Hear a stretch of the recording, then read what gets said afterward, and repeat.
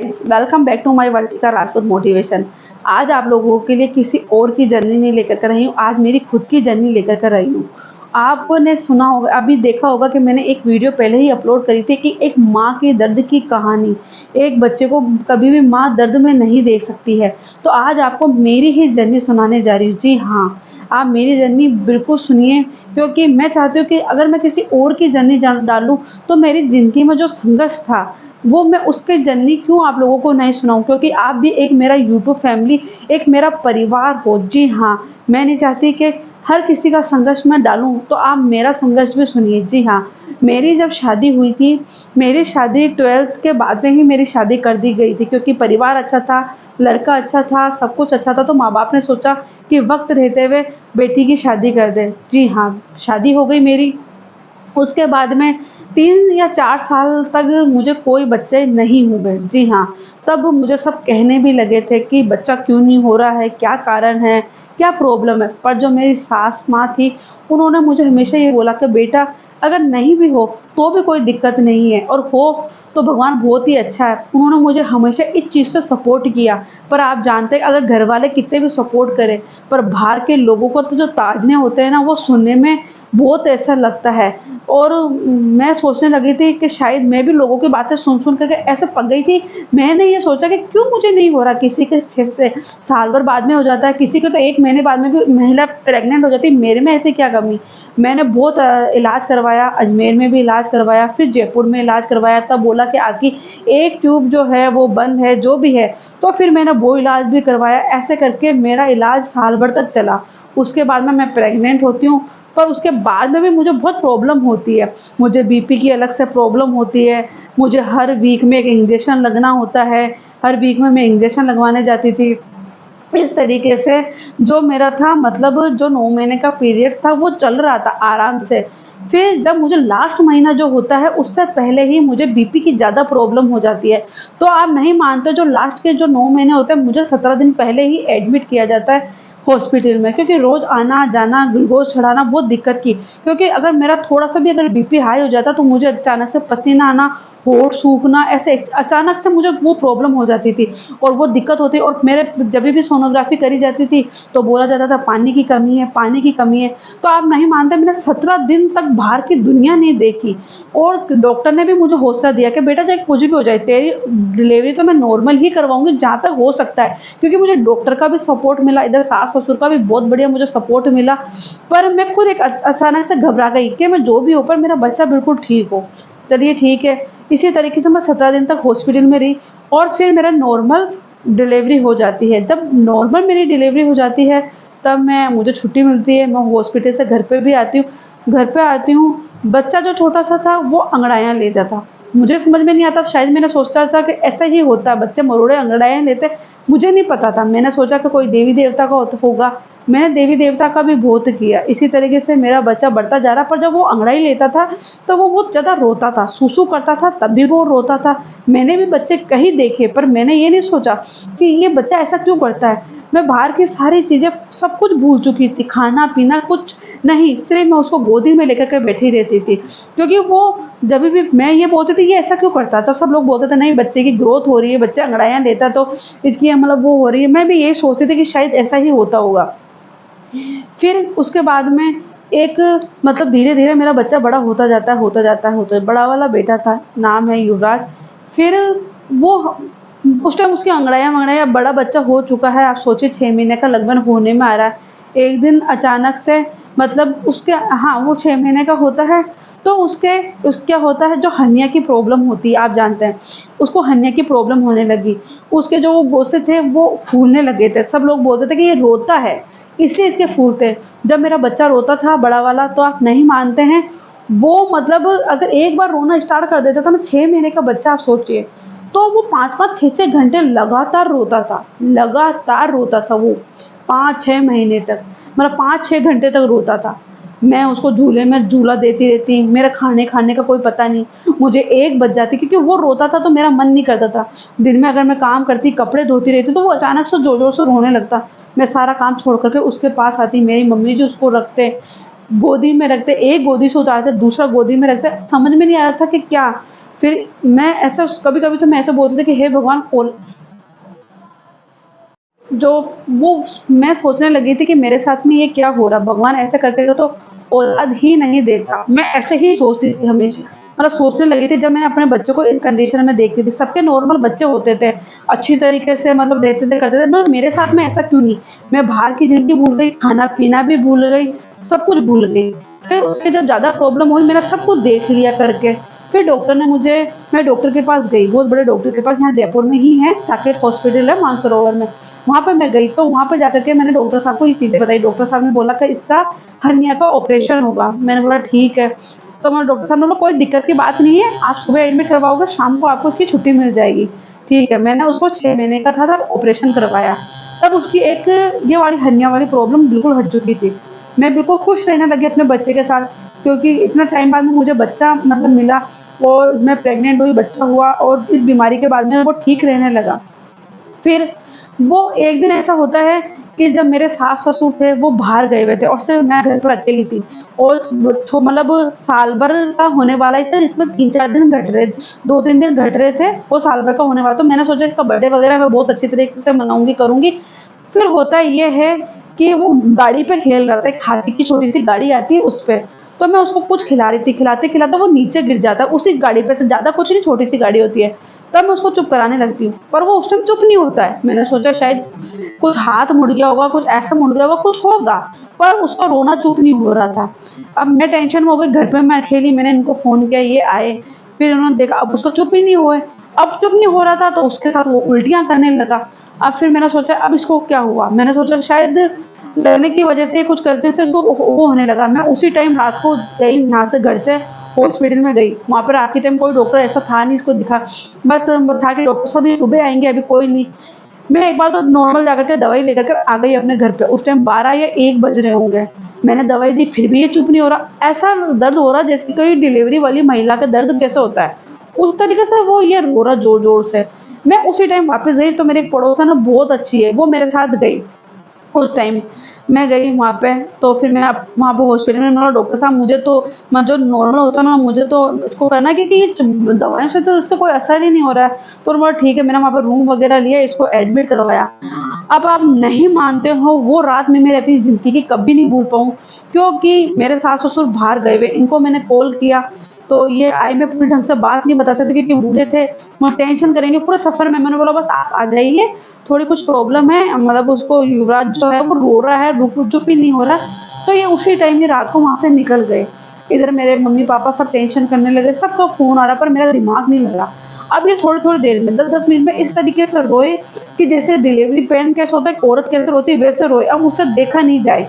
उसी टाइम मैं इसको गोदी में लेकर के बैठूँ और मैं सोचूँ कब रात हो, कब रात खत्म हो और कब सुबह हो। पर वो रात मेरे लिए इतनी बड़ी रात थी, इतनी बड़ी रात थी कि बस मैं रोए जा रही। और वो जब 5-10 मिनट उसको दर्द जो पेन होता था, वो ये रोता था, तब फिर मुझे ऐसा लगता है कि अब जब वो चुप होता है ना तो मेरे जीव में शांति वो उसके दर्द से मैं बहुत डरती थी। बहुत मैं कहीं अब रोएगा तो क्या होगा? अब रोएगा तो क्या होगा? मुझे इतना मतलब यूँ फ़ील हो रहा और ये इसके इधर जो पापा थे वो देख रहे थे, वो भी रो रहे कि इसको क्या हो गया? और मैं रोई तो इतनी देर से तो आकर के मुझे वहाँ के लोग बोले इसको चुप करो। तो चुप कैसे होगा? इसके तो जब पेन हो रहा है। अब पूरी रात मेरी ऐसे निकली। सब सुबह दौड़ कर के पूरा परिवार वहाँ पर इकट्ठा हो गया। अब डॉक्टर भी आप जानते हैं कि 10 बजे से पहले कोई डॉक्टर नहीं आता है। तो फिर 10 बजे कोई बहुत बड़ा डॉक्टर आया, सर्जन डॉक्टर आया उस टाइम कि बच्चा क्यों रो रहा है? तो फिर डॉक्टर ने इसके टेस्ट करवाए। टेस्ट में इसके सब कुछ नॉर्मल था। फिर जो बहुत बड़ा डॉक्टर होता है, आँतों का डॉक्टर होता है, जो अपनी पसली होती है नहीं, एक के ऊपर एक आ जाती है या फिर ये सड़ जाती है तो उसको काटना पड़ता है। ये एक के ऊपर युवराज जो थी वो एक के ऊपर एक आई हुई थी, यहाँ पर इसका मांस था। इस कारण इसको ज़्यादा पेन हो रहा था, पर उस टाइम हमको पता नहीं था। तब वो डॉक्टर ने बोला कि इसको ले जाकर के इसका एक्सरा वगैरह जो भी होता है वो सब कुछ करवाया हमने, सीटी स्कैन वगैरह। उसमें यही आया कि इसकी ऐसे है। तो फिर जो बहुत सबसे बड़ा डॉक्टर था वो शाम को 4 बजे आया। उसने आते ही रूम में देखा, उसने बोला कि जो इसकी पोटी की जगह होती है इसको बच्चे को करना पड़ेगा, मुझे 2 उँगली डाल कर के अंदर देखना पड़ेगा इनके। वो टाइम जो ऐसा था, मतलब मैं आपको बता नहीं सकती। पर वो चीज़ मुझसे बिल्कुल भी नहीं देखी गई। मैंने बोला मैं अपने बच्चे के हाथ पैर बिल्कुल भी नहीं पकड़ सकती, बिल्कुल नहीं पकड़ सकती।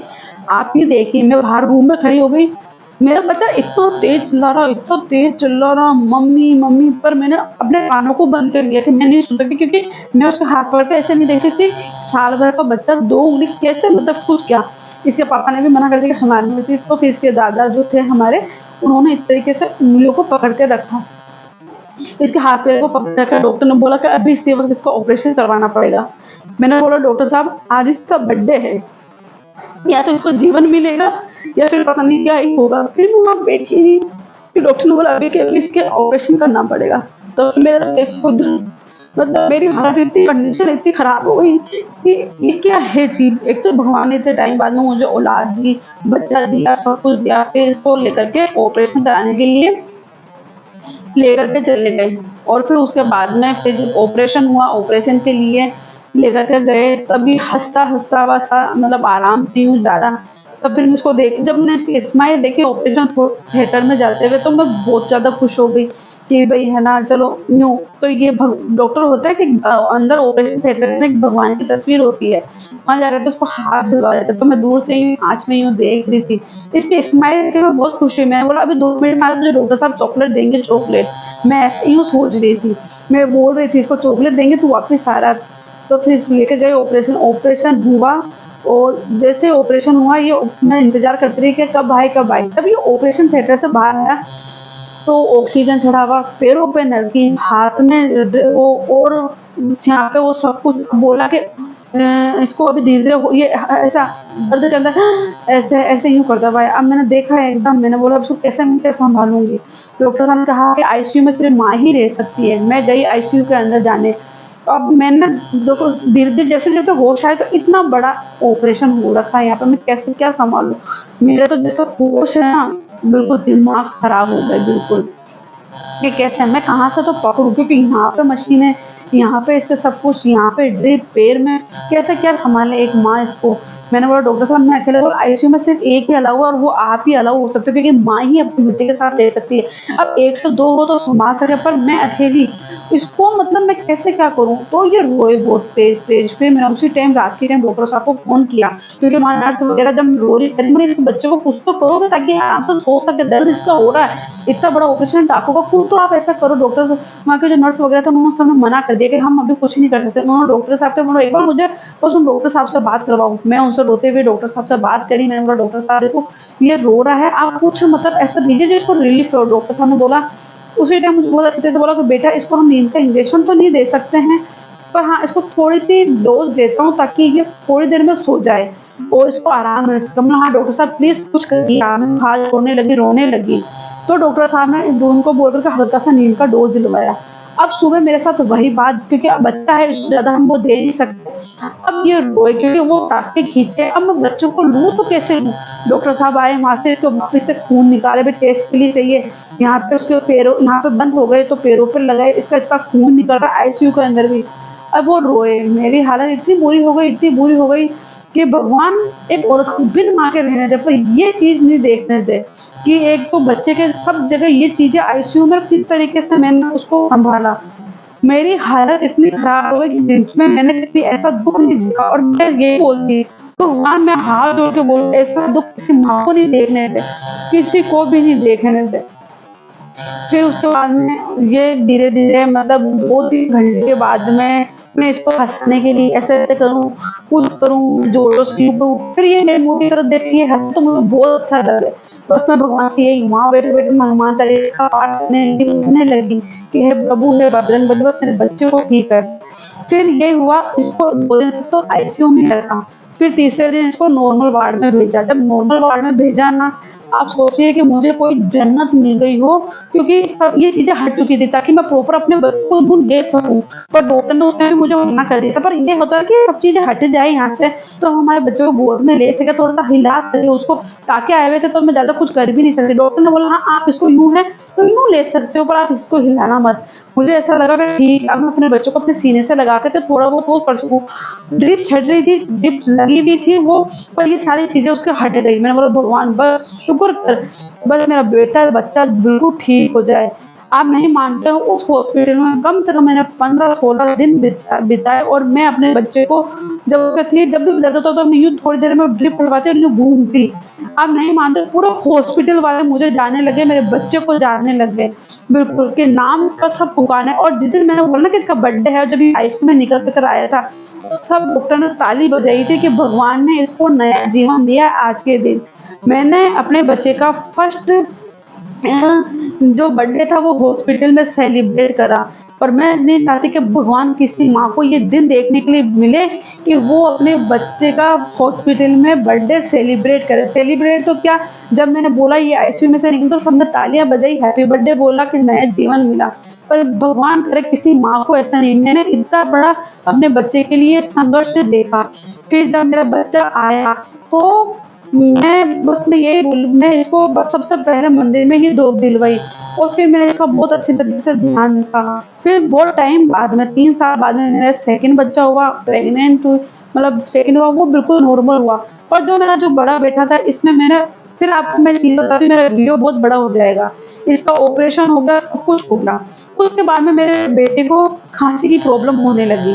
खाँसी क्यों होने लगी, खाँसता, मैंने सोचा नॉर्मल है, होता है, पसीने के आटे पड़ जाते हैं, पानी पीता होगा, धूप में यूँ-यूँ मैं छोड़ती गई। वो आप नहीं मानते हो, वो खाँसी इतनी बढ़ती गई कि मुझे ये नहीं पता था कि मैं जब इसको खाँसी होती थी ना, इसके इतने नियम रखती थी कि इसको ये खा लेगा तो खाँसी हो जाएगी, कहीं घी दे दिया तो इसको पानी पी लिया तो खाँसी हो जाएगी।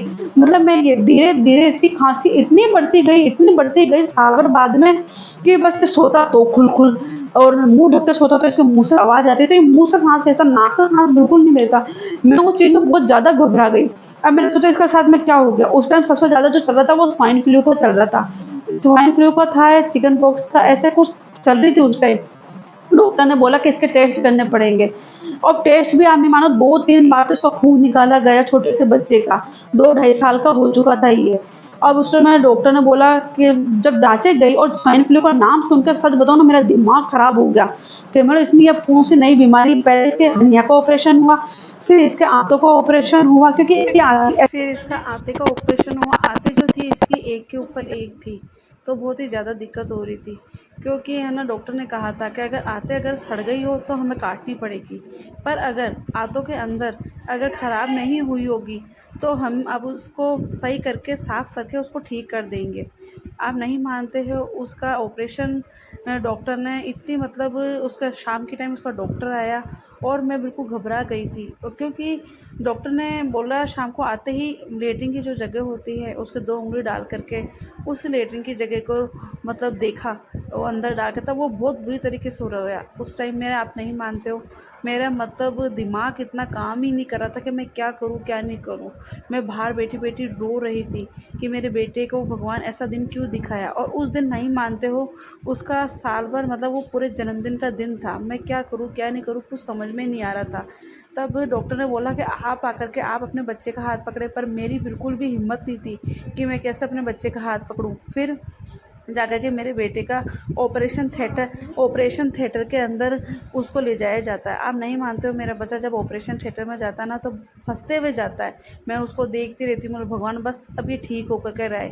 मेरे बच्चे का ऑपरेशन हो गया और दूसरे दिन ही मुझे मतलब उसको दिया, तो आप नहीं मानते मैं मेरे बच्चे को कहाँ से पकड़ूँ, क्योंकि हर जगह उसके नलकियाँ, मुँह में ऑक्सीजन, और चेस्ट पे सब तरीके के वहाँ पर नलके ही नलके, मैं कैसे अपने बच्चे को लूँ। और मैं बहुत ऐसे रोने लगी। रात को जब मेरा बच्चा नहीं सोया तो मैं डॉक्टर को कॉल किया, मैं डॉक्टर साहब प्लीज़ मेरे बेटे को कुछ इस तरीके से कोई चीज़ तो दी जाए, कम से कम मेरा बेटा सही ढंग से सोए तो सही कम से कम। पर फिर मेरा बच्चा मतलब डॉक्टर ने बोला हम इसको नींद की हाई डोज तो नहीं दे सकते, पर हाँ थोड़ी बहुत इसको हम वो दे सकते हैं जिससे ये थोड़ी देर रेस्ट और आराम कर लेगा। तब मेरे बेटे को थोड़ी देर के लिए दवाई दी गई, जिससे मेरा बेटा रेस्ट होकर सो गया। दूसरे दिन वो उठा, फिर भी उसके टाँके थे, वो मतलब सोए, मतलब टाँके दर्द करते हैं, खिंचाव करते हैं, जैसे जैसे मेरा बेटा रोता ज़ोर से। मैं बहुत ऐसे होने लगी, धीरे-धीरे 1 वीक के अंदर उसके टाँके थोड़े सही होने लगे। आप नहीं मानते हो, मैं कम से कम 17 दिन तक उस हॉस्पिटल में रही, और जिस दिन मेरा बेटा आईसीयू में गया था ना, उस दिन उसका मतलब ऑपरेशन थिएटर के लिए गया था ना, उस दिन उसका मतलब वो साल भर का हो गया था। और जब वो आईसीयू से निकला ना, तो सब लोगों ने उसके लिए ताली बजाकर उसका हैप्पी बर्थडे किया।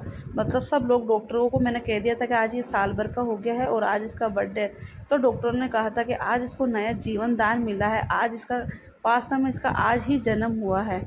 तो सब डॉक्टरों ने जब ये निकला ऑपरेशन थिएटर से, तो सब लोगों ने ताली बजाई और बोला हैप्पी बर्थडे। और वो नहीं मानते, वो मेरे मतलब कि मैं बोलूँ, भगवान ऐसा दिन किसी को भी नहीं दिखाए। तो आपको मेरी वीडियो कैसी लगी मुझे ज़रूर बताएं।